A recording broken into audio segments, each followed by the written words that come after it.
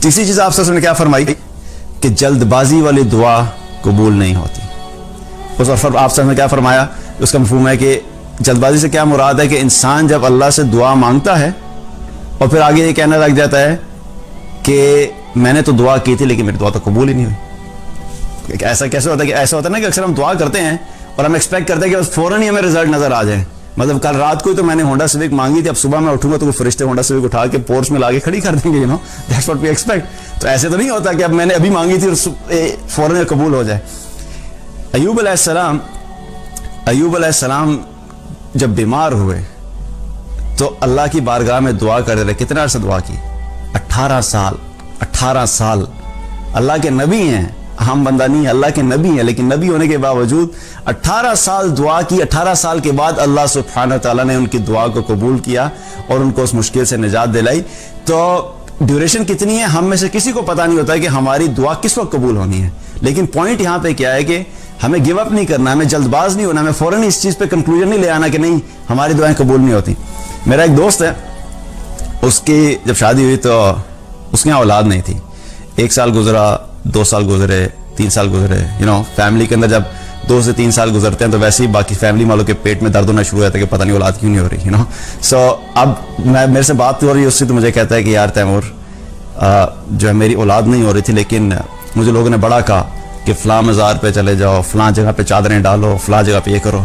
کہتا ہے میں نے بھی ایک فیصلہ کیا تھا کہ میں بھی ڈھیٹ ہو کے اپنے رب کے سامنے بیٹھ گیا. اس نے لٹرلی مجھے الفاظ کہتا ہے میں ڈھیٹ ہو کے میں نے مانگنا شروع کر دیا. اب میں نے نمازیں پڑھ کے اللہ سے مانگنا شروع کیا. 1 سال, 2 سال, 3 سال, 4 سال, 5, کہتا ہے 8 سال کے بعد اللہ تعالیٰ نے مجھے اولاد دی, اور اولاد بھی کہہ دی ٹوئنز دیے.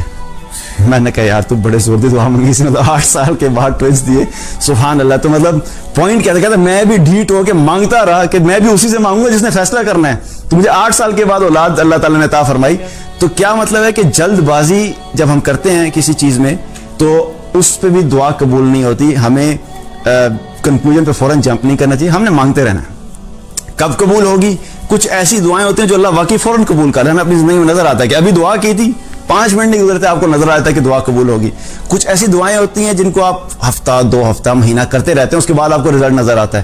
اور کچھ ایسی ہوتی ہے کہ کئی سال انسان دعا کرتا رہتا ہے, اس کے بعد آپ کو پتہ لگتا ہے کہ اچھا میں نے جو فلاں کئی سال پہلے میں نے دعا کی تھی. کیونکہ اکثر کیا ہوتا ہے ہم دیکھتے ہیں کہ واقعات سنتے ہیں کہ میری ماں نے دعا کی تھی کہ فلاں جو ہے اس میرا بچہ جو ہے وہ اس کام پہ لگے. تو وہ کیا ہے کہ کئی سال کے بعد بچہ جو ہے 20-25 سال کے بعد جب وہ چیز ہو جاتی ہے تو پتہ لگتا ہے کہ ہاں ابھی 25 سال پہلے میری ماں نے میرے باپ نے دعا کی تھی, تو آج مجھے اس کا نتیجہ نظر آ رہا ہے. سو سم ٹائمز واٹ ہیپنس کہ دعا ہماری کئی سالوں کے بعد پوری, تو کئی دفعہ ایک نسل کے بعد جا کے نظر آتی ہے.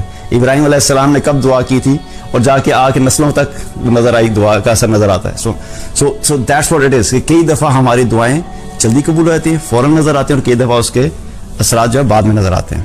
اور آخری بات جو دعا کی قبولیت سے متعلق ہے, بہت ہی خوبصورت آپ صلی اللہ علیہ وسلم نے ایک بات بتائی. اگر اس چیز کو ہمیں سمجھ آ جائے تو ہماری بہت ساری چیزیں جو ہیں وہ آسان ہو جائیں. آپ صلی اللہ علیہ وسلم نے فرمایا, ترمذی کی روایت ہے کہ جو شخص یہ چاہتا ہے کہ مصیبت کے دنوں میں اللہ تعالیٰ اس کی دعاؤں کو قبول کرے, اسے چاہیے کہ فراخی کے دنوں میں اللہ کے سامنے کثرت سے دعا کیا کرے.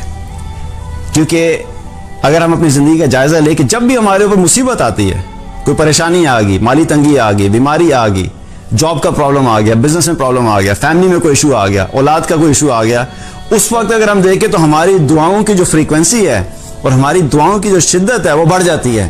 ہر نماز کے بعد دعائیں کر رہے ہیں, اور لمبی لمبی دعائیں کر رہے ہیں, اور تہجد پہ بھی اٹھنا شروع کر دیتے ہیں, اس پہ بھی دعائیں کر رہے ہیں. جو ہی ہماری مشکل اور مصیبت دور ہوتی ہے, اللہ تعالیٰ اس مصیبت کو ٹال دیتا ہے, فراخی آ جاتی ہے, اس وقت کیا ہوتا ہے اللہ ہمیں بھول جاتا ہے. اس وقت دعاؤں کی وہ کیفیت نہیں رہتی. اس وقت ہم بالکل ایسے ہو جاتا ہے جیسے کچھ تھا ہی نہیں. اللہ ہماری زندگی سے ویسے جو ہے نا وہ باہر ہو جاتے ہیں. تو کیا ہے کہ جب فراخی کی حالت ہو, جب اللہ نے مال عطا فرمایا ہے, جب اللہ نے عافیت عطا فرمائی ہے, جب اللہ نے آسانی عطا فرمائی ہے, اس صورت میں کیا کرنا ہے کہ اس صورت میں ہمیں کثرت سے دعاؤں کا اہتمام کرنا ہے. کیونکہ جو شخص فراخی کے دنوں میں اللہ کو یاد رکھتا ہے تو یاد رکھو کہ اللہ مشکل کے دنوں میں اس شخص کو یاد رکھتا ہے. جو فراخی کے دنوں میں اللہ کو بھول جاتا ہے, پھر مصیبت کے دنوں میں, مشکلات کے دنوں میں اللہ بھی اس کو یاد نہیں رکھتا.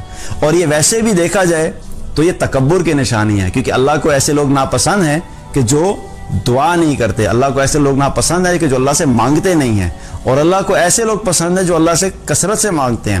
چاہے آپ کی ساری اسٹریٹجی اور سب کچھ آپ کے کنٹرول میں بھی ہے، اس کے باوجود اللہ سبحانہ تعالیٰ یہ دیکھنا چاہتا ہے کہ میرا بندہ میرے پہ ڈیپینڈنٹ ہے، میرا محتاج ہے. اللہ کو یہ بندے کی محتاجی، جب بندہ اپنی محتاجی اللہ کے سامنے شو کرتا ہے، وہ اللہ کو بہت پسند ہے.